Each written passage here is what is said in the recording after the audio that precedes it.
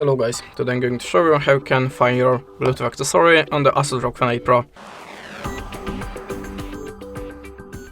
So if you have a problem to find your Bluetooth gadget, always start from the restart the Bluetooth connection, so switch it off and switch it on again.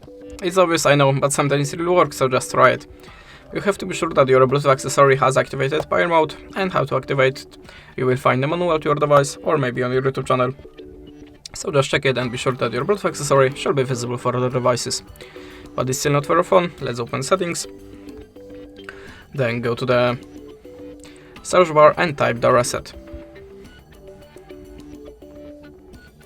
Choose the reset options and select reset mobile network settings. No, sorry, not this one. Reset Bluetooth and Wi-Fi. Tap on the reset settings button again and check for your device.